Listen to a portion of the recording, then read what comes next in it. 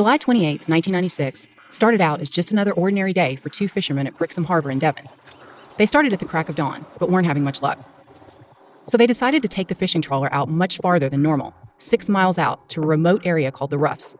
When they hauled their nets back in, they noticed that their load was heavier than normal. Something was caught in the net, according to a case synopsis in the true crime book Murder Most Vile, Volume 19. They thought it might be a baby dolphin. Instead, they pulled out a human body. They called the Devon and Cornwall police. Detectives couldn't find any identity on the dead man. But according to the Plymouth Herald, they did find one big clue. The man was wearing a 25-year-old Rolex Oyster Perpetual watch on his right wrist. The case that would later be labeled the Rolex murder would lead investigators down a road involving an international kidnapping, money laundering, fraud, identity theft, incest, and ultimately murder. It would also lead them to Albert Johnson Walker, con artist, killer, and Interpol's #1 most wanted man in Canada. I'm Catherine Townsend, and this is Red Collar.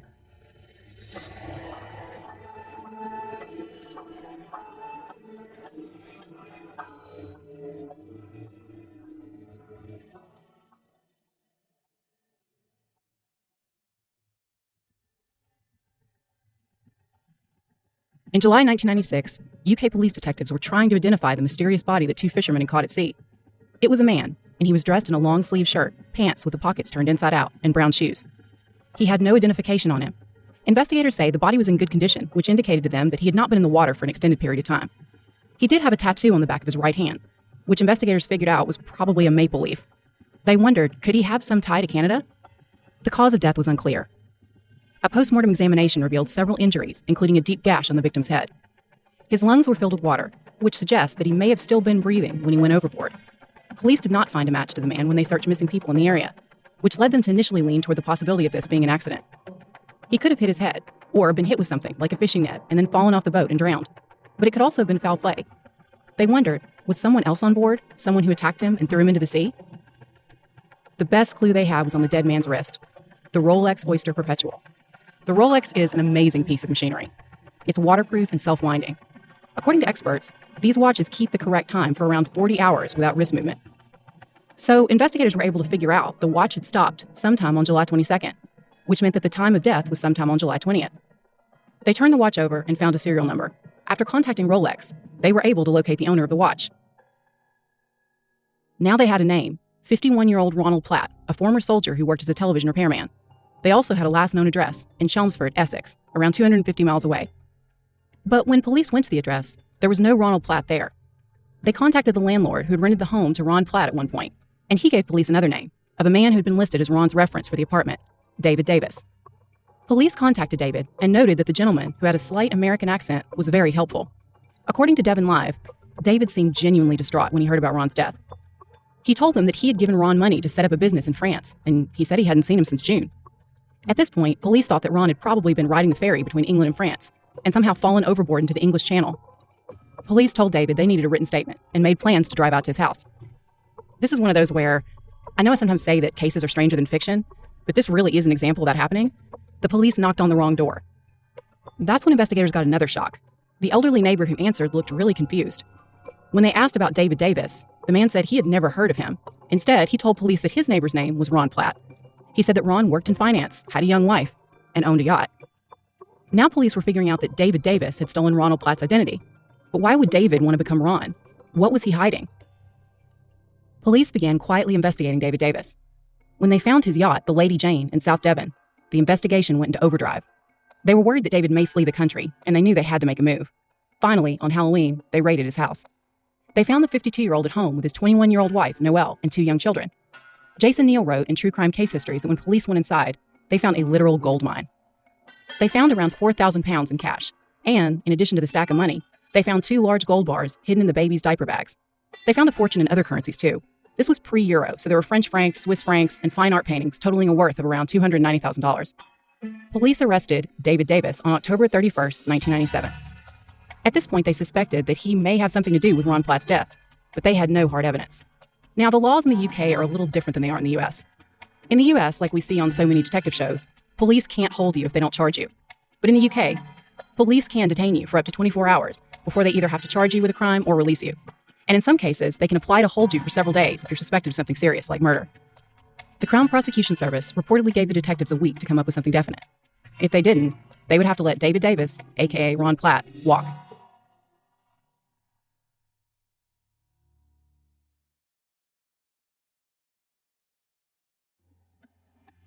David Davis was in police custody, but police were about to learn that David Davis wasn't his real name. It was only one of his aliases. A Swiss bank was conducting its own separate investigation into David's alleged dodgy financial dealings, and they discovered that his real name was Albert Walker. Albert Walker was born in Ontario, Canada. He was a high school dropout and found work doing a number of odd jobs, from selling life insurance to moonlighting as a cattle rancher. Detective Superintendent Phil Sincock, one of the policemen who interviewed Albert, described him to the website Crime and Investigation as, quote, a bit of a Walter Mitty, end quote. D.S. Sincock said that Albert had a history of exaggerating his accomplishments, no matter what his job title was. And by all accounts, it worked. He was an astonishingly good liar. For example, he would be working somewhere, but claim that he was the owner. At one point, he was an assistant librarian, but he told everyone that he was a professor. Eventually, Albert found a steady job as a bank teller for a trust company. This put him in a position to do something he did have a true talent for, counting money. For the next couple of years, he developed a side business preparing tax returns for friends. Soon, Albert had more business than he could handle. So Albert quit the trust company and set up a freelance bookkeeping business called Walker Financial Services Incorporated. On the outside, Albert Johnson Walker appeared to be a success story. He was running his own business, making real money as a financial advisor, and things seemed to be going well in his personal life. He met his wife, Barbara McDonald, in 1968 at the University of Waterloo. She was a student there. He was working in the library. The couple married 3 months later in a university chapel, according to an article in Maclean's. They lived for a while in Scotland before coming back to Canada. In 1972, the couple had their first child, a daughter named Jillian. The family were regulars at the local church, where Albert was very active. He served as a youth counselor, taught Sunday school, and was made a church elder. The couple eventually had 3 more children and lived in a rambling 5-bedroom home on the outskirts of Paris, Ontario. Meanwhile, Albert's business was booming. Unlike some red-collar criminals who never actually invest money at all, Albert's company wasn't a Ponzi scheme. At first, he was pretty successful. So successful that in 1980, Walker's Financial started buying companies. First, Oxford Bookkeeping Systems, and then, according to Maclean's, he acquired more and more businesses, so that within a few years, he had multiple branches in Ontario. He told friends, family, and clients that their money was being put into safe investments, like government bonds, according to an article in The Star. But in reality, Albert was making highly risky investments and losing money. In September of 1982, Albert formed his most ambitious business yet, a company called United Canvest Corporation. He registered the company in the Cayman Islands. By now, Albert was selling mutual funds, investing in mortgages, and helping high-net-worth clients manage their money. His plan was to buy Canadian government bonds and pay out the earnings in the form of higher share prices. That way, according to Maclean's, his clients would be able to benefit from the capital gain, because only half of the value would be taxable. Police say the clients, around 70 in all, many of whom were friends that he and his wife had met through church, gave him a total of around $8.7 million. In 1986, a stock deal that Albert invested in collapsed, and the losses really began to accelerate in 1989. That's also when, according to investigators, his double life began to spiral out of control. In some cases, victims gave him the money from sales of their land and property, so Albert had control of their life savings and retirement funds. Elizabeth Staley was one of Albert's victims. She told Maclean's that she and her husband became friends with Albert and his wife at church. He helped them sell property, and they gave him most of the $4 million from the sale to invest. It was a similar story with Bill and Sheila Richardson, a couple who the Staleys introduced to Albert. They sold farmland, got over $5 million, and gave Albert most of it to invest. Those 2 couples alone claimed to have lost more than $2 million. In a sworn statement prepared for the accounting firm KPMG years later, when Albert's victims tried to recover some of their money, investigator King said that the Staley and Richardson millions seemed to be the turning point for Albert. King said, quote, he began to travel extensively throughout Canada, the United States, the Caribbean, Mexico, Britain, and Switzerland, end quote. According to an affidavit, King also said, quote, he began to have extramarital affairs, although at work keeping up the appearance of being a happily married family man. Walker purchased a Jaguar, and his taste in clothing, restaurants, and the good life was on the rise, end quote. But under the surface, Albert's business was in trouble, and Albert and Barbara's marriage was falling apart. In 1990, he went to Switzerland with one of his mistresses. The couple split for good in August of that year. Barbara wanted custody of the kids, and Albert reportedly set to work on manipulating the children. This split the family. Sheena and her older sister, Jillian, chose to live with Albert. Barbara got custody of the 2 younger children, Duncan and Heather. According to court records at the time, Sheena Walker wrote, quote, I don't feel that the relationship between my mother and I contains enough love and affection for us to be together on a daily basis. However, my father shows me a lot of affection on a regular basis, and we are very close, end quote. If you've listened to previous episodes of Red Collar, you know that with this type of criminal, the greatest threat to those closest to them comes at a time when they're afraid of being exposed. The fight or flight instinct kicks in, and fortunately for Barbara, this time, Albert chose flight. On November 28, he charged $12,542 on his American Express card for 2 first-class tickets on a British Airways flight from Toronto to London. A few days later, on December 5th, he and his 15-year-old daughter Sheena boarded the plane and vanished. The rest of the family, and the rest of the world, would not see them again for 6 years. Albert Walker had vanished without a trace, and his estranged wife Barbara was back in Canada trying to pick up the pieces. She had several nasty shocks in store for her. Albert had cleaned out the couple's joint bank accounts and, according to media reports, stolen more than $1 million. She was left with credit card debts and payments on a $90,000 second mortgage that Albert had allegedly applied for without her knowledge. A private investigator found some even more disturbing information. A family doctor had helped Albert get a prescription for Sheena for birth control pills. The financial advisor and family man who taught Sunday school had embezzled millions of dollars from his clients and friends and was living with his daughter, posing as his wife.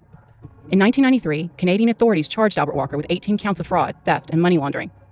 But by then, he had escaped to the idyllic English countryside and become someone else, Ron Platt. 6 years later, police investigating the death of the real Ron Platt were looking through the mountain of evidence that they had bagged and tagged at Albert's house. They went back to the fishing trawler captain, and he told them that the fishermen had pulled another odd item out of the net that day, a 10-pound anchor. So police poured through the money and the gold coins, and among all the paperwork from the house, they found a receipt from a nautical shop in Dartmouth for a 10-pound anchor. Investigators were able to confirm the anchor was the same one that had been hauled up with the body, and the 21-year-old wife was actually his daughter, Sheena. Now police needed to figure out Albert's connection with Ron Platt. So they tracked down Ron's ex-girlfriend, Elaine Boyle. This was a name they had heard before, by the way, because they had discovered that David Davis / Albert Walker's wife, Noelle, occasionally used the alias Elaine Boyle. The real Elaine Boyle was shocked to hear about Ron's death, and she was able to shed light on how he first met the man they knew as David Davis, because she had been the one to introduce them.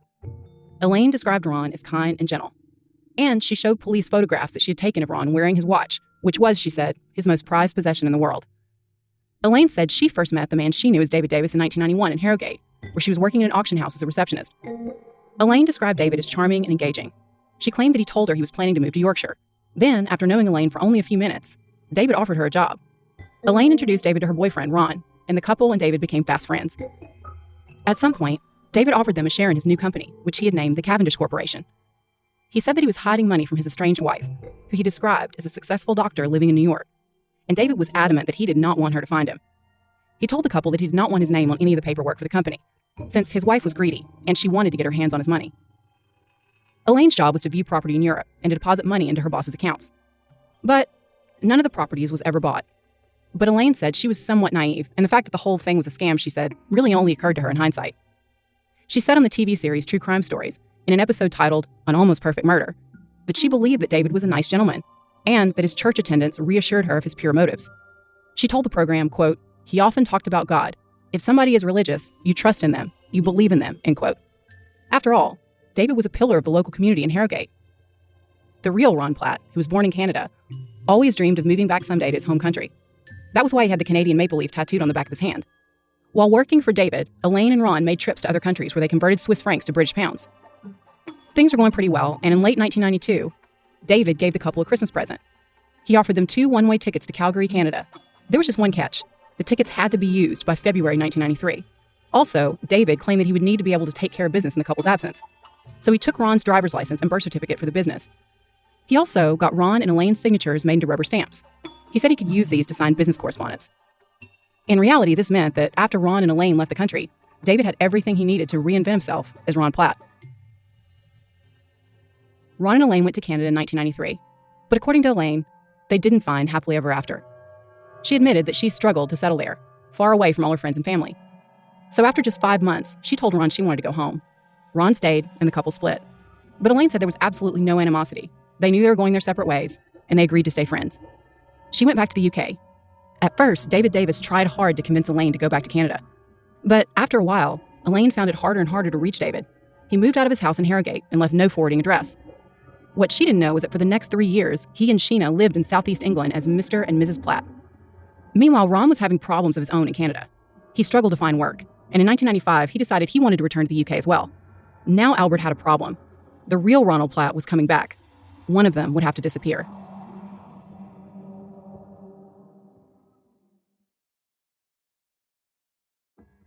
For a long time, Elaine did not have much contact with her ex-boyfriend, Ron Platt. She assumed he was living happily in Canada. But over the years, she occasionally would play back the strange set of circumstances that happened with her former boss, David Davis. And she started to get suspicious. So when Elaine learned that Ron was dead and that police suspected David Davis may have been involved, she was terrified. The police asked for Elaine's help. She was scared, but she immediately agreed to act as bait. She set up a coffee meeting with David in a train station.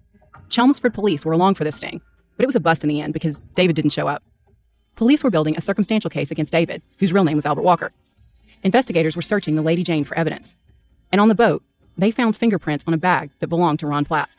They also found 3 hairs attached to a chunk of skin on a seat cushion. DNA testing proved that the hairs had come from Ron's head, and investigators said they had almost certainly been ripped out by the killer. Police believe that Albert Walker lured Ron out onto the boat, then hit him over the head with an anchor. The forensic team also found zinc residue on the inside of Ron's leather belt, and testing proved that it was similar to the zinc used on the anchor. So authorities believe that while Ron was bleeding, confused, and incapacitated, Albert stuck the anchor into his belt and threw him overboard. So police had some physical evidence. They also had the GPS, which showed that the boat was in the same general area that the body was pulled up on around July 20th. And of course, they had the Rolex. Albert Walker was charged with the murder of Ronald Platt. His trial began in 1998. On April 27th of that year, he pleaded not guilty. Albert did plead guilty to defrauding over 70 of his clients of their savings, but he denied killing Ronald Platt. He took the stand and appeared confident and relaxed.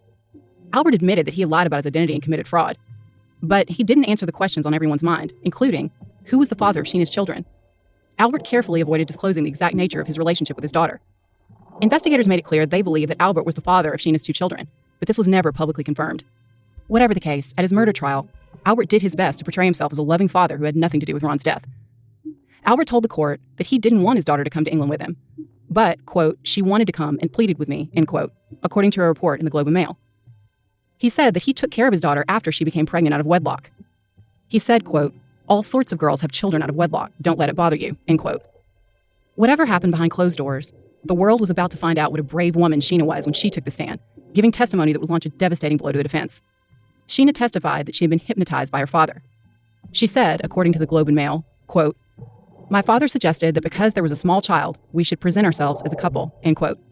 She told the court that she had not been with her father on the day that Ron Platt was killed, and further, she knew that he had been out on the boat because he came home late and soaking wet. According to McLean's, Albert Walker said, quote, Ron Platt was a very nice person. I have no reason in the world to ever kill him or ever harm him, end quote. Albert continued to show no remorse.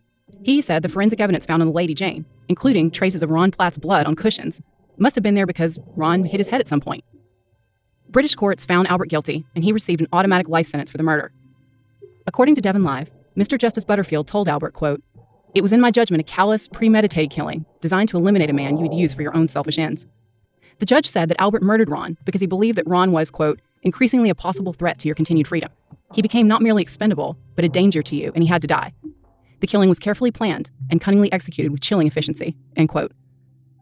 That same year, the Canadian court charged Albert with 37 counts of fraud, bumping the charges up from the original 18. He eventually pleaded guilty to 20 counts of fraud and theft-related charges, and was sentenced to 5 additional years in prison. He was sent to a British facility in 1999, but he continued to insert himself into his family's lives. He requested a transfer back to Canada to finish serving his sentence, and in 2005, he got his wish. He was extradited back to Canada. He's now serving out his life sentence in British Columbia. After years of being trapped with Albert Walker, his daughter Sheena spoke out about the horrors that she endured when her childhood was stolen from her. She called Albert an evil man and a con artist who, she said, quote, manipulated me and lied to me just like everybody else, end quote. His family has stated multiple times they don't want him near them, and they remain terrified of him. Sheena said, according to the Globe and Mail, quote, I believe he's a dangerous individual. I'm scared of him and feel very threatened by his presence here in Canada. I don't want any contact with him. I want to move on with the rest of my life and have some closure on this, end quote. In 2015, Albert put in an application for parole, which would have allowed him to leave the prison for short periods with an escort, but later withdrew his application, according to the Parole Board of Canada. Investigators have gotten some of the money back, though it's only about $1 million of the reported $2.5 to $3.2 million that he conned his clients out of. The location of the rest of the money, if it hasn't been spent, remains a mystery. Investigators say that Albert Walker wanted to commit the perfect murder, and the really scary thing is, he almost got away with it. At the time he was killed, Ron Platt was an ideal victim. He kept himself, and he had no friends or family to come looking for him. And it was a 1 in a million shot that the trawlers picked up Ron Platt's body in the open sea. Police caught another lucky break when Ron was still wearing his beloved secondhand Rolex. Then there was the good detective work. Detectives who knocked on the door took the time to follow up leads, develop the evidence, and really dig deep to find the motive and understand this crazy story. Elaine mentioned that in hindsight, there were red flags in David's business dealings, but he seemed so friendly that she ignored her instincts. Red-collar criminals are often very good liars. So the best protection that we have, according to Richard Brody and Kent Keel in a paper titled From White-Collar Crime to Red-Collar Crime, is, quote, awareness.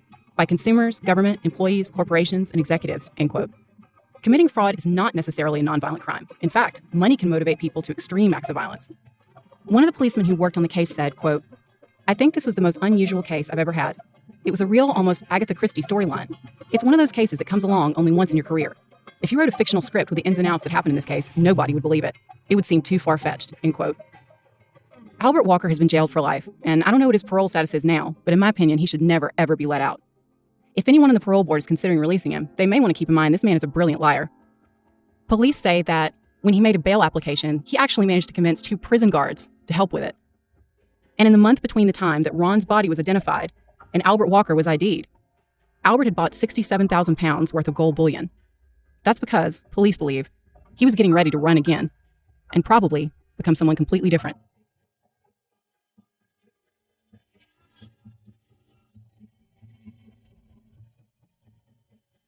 Red Collar is an AudioChuck original podcast. Research and writing by me, Katherine Townsend, with production assistance from Alyssa Gostola and Resonate Recordings. You can find all of our source material for this episode on our website, redcollarpodcast.com. So what do you think, Chuck? Do you approve?